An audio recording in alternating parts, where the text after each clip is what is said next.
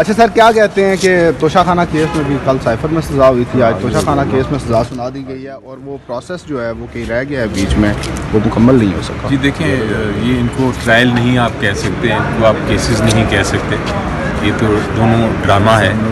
اور یہ سزا تو کر دی، بڑی جلدی تھی سزا دینے کی. ابھی تک آرڈر نہیں آئے دونوں کیسوں میں، نہ پہلا کیس نہ یہ توشہ خانہ والا کیس.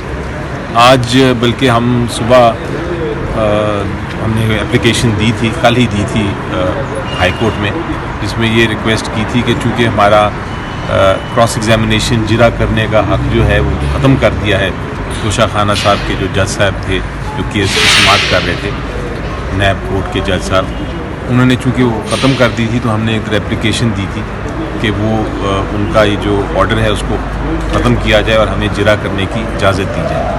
لیکن وہ ابھی صبح جب ادھر آیا اطلاع وہاں پہنچی کہ ہم نے یہ اپلیکیشن ہے اور ہو سکتا ہے آج فکس کر دیں، تو وہ انہوں نے صبح ہی آرڈر اناؤنس کر دیا.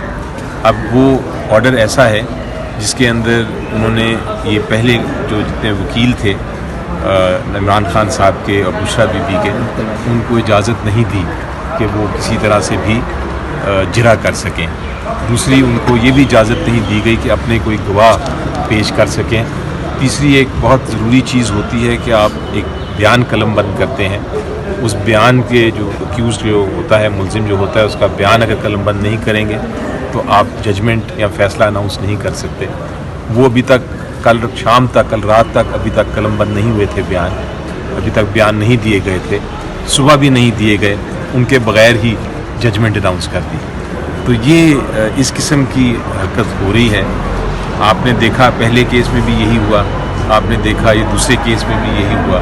تو ہم انشاءاللہ تیار ہیں، ایکسپیکٹڈ تھا کہ یہ ہوگا. اب ہم نمبر 1 تو ایک اپلیکیشن فائل کر رہے ہیں کہ ہمیں آرڈر کی کاپی دی جائے، اور نمبر 2 ہم فائل کریں گے اپیل، اور اپیل میں ہم یہ جو کنوکشن ہے اور جو سزا ہے اس کی سسپینشن بھی مانگیں گے. اور امید یہ ہے کہ اتنا آرٹیکل 10A کی خلاف ورزی ہوئی ہے، قانون کی خلاف ورزی ہوئی ہے، آئین کی خلاف ورزی ہوئی ہے، اتنا مس ٹرائل ہے، اتنا آبویس ہے کہ اس میں کوئی شک نہیں ہے کہ یہ سسپینڈ ہو جائے گی بہت جلد، سزا بھی اور کنوکشن بھی. بس سب 10 وکلا اس کیس میں چینج کیے، آپ نے کیا وجہ تھی سر؟ دیکھیں، وہ تو اس کیس کی بات نہیں کر رہے، شاید آپ پہلے کیس کی بات کر رہے ہیں. اس کیس یہ توشہ خانہ کیس میں تو وہی وکیل تھے جو پہلے تھے. لیکن جو وکلا کی چینج کرنے کی بات ہے یہ درست نہیں ہے. جہاں تک مجھے علم ہے اور جہاں تک میں نے ریکارڈ دیکھا ہے اس میں بڑا کلیئر بات ہے کہ جو وکیل شروع سے تھے وہی وکیل ہیں. کوسا صاحب جو ہیں وہ اس میں وکیل ہیں، اور ان کے ساتھ جو ایڈیشنل وکیل ہیں وہ اس کو ریپلیسمنٹ نہیں ہے، وہ ایڈیشنل وکیل ہیں، یعنی مزید اضافہ کیا اس ٹیم میں. وہ جو وکیل ہیں وہ اس لیے اضافہ کیا گیا کہ ٹرائل میں فیسیلیٹیٹ کیا جائے، ٹرائل میں کوئی ڈیلے نہ ہو. وکیل انکریز کرنے کا مقصد یہ ہوتا ہے کہ اگر ایک نہیں تو دوسرا نہیں تو تیسرا بھی جرا کر سکے، یہ مقصد تھا. وہ الٹا اس کو استعمال کرنے کی کوشش کی جا رہی ہے جیسے ہم کوئی ڈیلے کر رہے ہیں. یہ اس کے توشہ خانہ کیس کی آپ بات سنیں، آپ دیکھیں کہ یہ شروع کب ہوا تھا، 9 جنوری کو. آج کیا دن ہے؟ آج 31 جنوری، یعنی صرف 28 دن میں ٹرائل کنکلوڈ ہو گیا ہے.